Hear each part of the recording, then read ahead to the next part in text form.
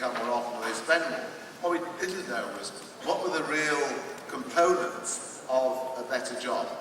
So we asked people, and we knew some of the main questions, so about presentation of food or whatever. So the problem was we didn't actually, everyone had an opinion. So if we asked the marketing guys, they would say, well, it's down to great advertising. If we asked the chefs, they'd say it's down to great food. If we asked the operators, they'd say it's down to great service. And if we asked the accountants, they'd say, well, I don't give a damn as long as we make money. So it was about how could we really distill those many, many factors. And we wanted to reach what we called a customer appeal equation. So firstly, we had already been asking customers to rate their satisfaction with our service.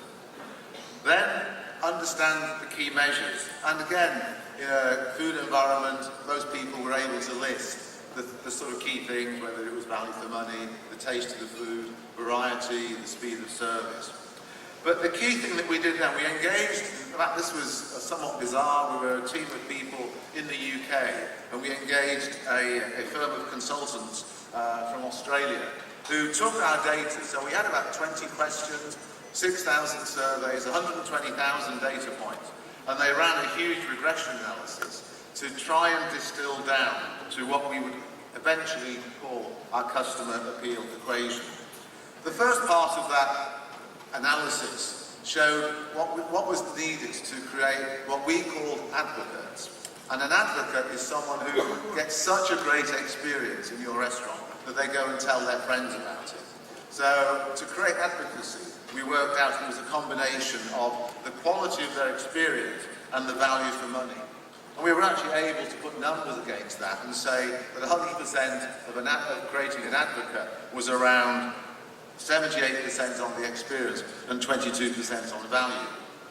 We then went into further detail to try and understand not just what it took to create advocates, who were people who would be able to help us generate more customers by word of mouth, but also what it took to create a tremendous guest experience, which would create more repeat purchase and get our customers coming back for more. And through that, we identified measures of food, menu, staff, and place that would drive customers. Now, I'm not going to reveal, because there's a lot of money spent on determining this formula, but as an example, the menu component was about 20% of the mix. And what was very interesting for us was we wanted to test our theory. What was this something that just applied, say, in large cities like London, or did it apply in smaller places out in rural areas? Equally, did it apply just to our frequent customers, or did it also apply to our people who visit us just occasionally?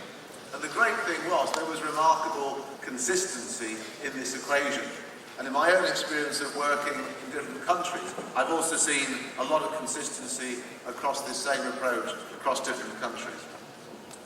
So we basically put all of that together into one equation because we wanted to create this CSI index. And the reason for doing that, it was like a one number thing. And we then were able to bonus and to motivate our operations managers, our teams on the ground, to this score. And it became very, very quickly became a kind of key measure. So you'd be in a meeting, the results would come through on a text or an email, and people in the room would say, oh, today I got an 80, and then their friends say, oh, and I just got, my units just got an 82. And it built that competitiveness to drive the overall standards. There are also some quite intriguing insights as well. We'd assume that the customers placed pretty much the same attention to the cleanliness of where we serve the food, so the cleanliness of the seating area. And certainly our managers, that was the way that they were. Where in fact, it was 3 times more important to our customers, the cleanliness of the seating area, than the cleanliness of the food counter. It didn't mean that they were less important, but we had to really make sure that our operators were focusing as much on the seating area. We were then able to map the scores and to look at not just importance, but also performance. And through this, one of the things that we identified was a key opportunity for us was menu, and behind menu was really around the menu variety and the extent to which we were changing the menu. Now, we had 4,000 locations, every one of them run by a chef who in those days was fairly independent. So we'd actually assumed that we had great menu variety because we had all these creative chefs in the business. But the reality was, after a while, they were starting to just run the same dishes that they knew were popular. So as a result of the response to that data, the marketing team at Compass created a whole menu of new salads, healthy items. We had Indian food, happens to be the most popular ethnic cuisine in the UK. We had traditional food. There was a big resurgence in best of British and British food. We had a focus on what many people think of the sort of staple in the UK, fish and chips. We had Mexican food, and we also had Chinese cuisine. So we brought out a range of different cuisines, and the result was quite dramatic. After a year of running the programs across these 4,000 locations, we were able to ramp up the number of surveys from about 6,000 a year to 120,000 a year. And the data on that 120,000 showed, in terms of overall satisfaction, a 7-point improvement, which is the numbers on the right. And actually the attribute that increased the most was menu variety, which was the area that we've been targeting, with a 9-point improvement. It also translated into sales success. So in the units where we were running this program, we saw significant increase in sales. And just as a footnote to that program, for 2 years running, we were highly commended by an institute called the Institute for Grocery Distribution, which is the leading kind of grocery body in terms of thought leadership in the UK. And we were awarded on their consumer understanding for 2 years running against companies like Procter & Gamble, Kraft, and some of the major retailers. So we felt we had a good program there. I guess now, for me, it's how do we sort of turn that into Wendy's? And in terms of the Wendy's business, we know that there's a QSR appeal equation. It's actually slightly different to the workplace one. It focuses on food, experience and value. I'm not going to give you the numbers. The 33% there are just fillers. You could have come and buy me a few beers afterwards to get those numbers from me. But one of the things that we do understand from the research, and we did understand for Wendy's, a real strength of our brand is our food quality. The way that we buy our beef, the way that we cook our burgers, the way that we assemble our burgers, the whole thing basically delivers a superior product. And that superiority goes back to our founder. And Dave Thomas had a real passion for quality.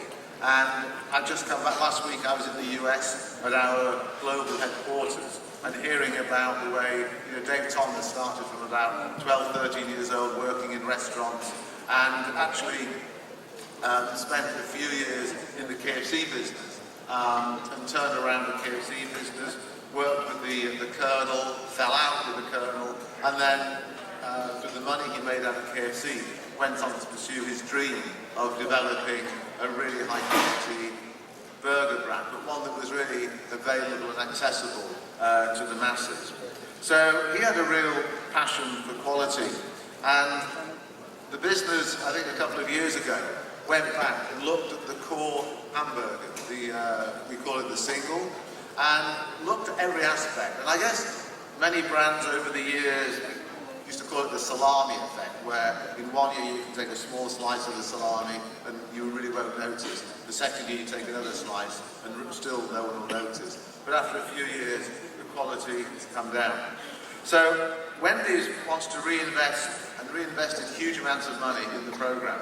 On the left-hand side, we went to a new bun, a butter bun. We toasted with, we covered it with real butter and toasted, something quite unique in the industry.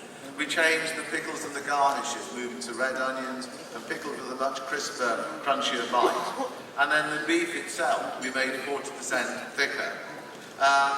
It took 2 years to develop all of that, and the result was called Dave's Hot and Juicy Cheeseburgers. And I'm probably at this stage of the game starting to make you hungry, but I make no apologies for that. Dave's Hot and Juicy Cheeseburgers were launched in the US at the end of 2011.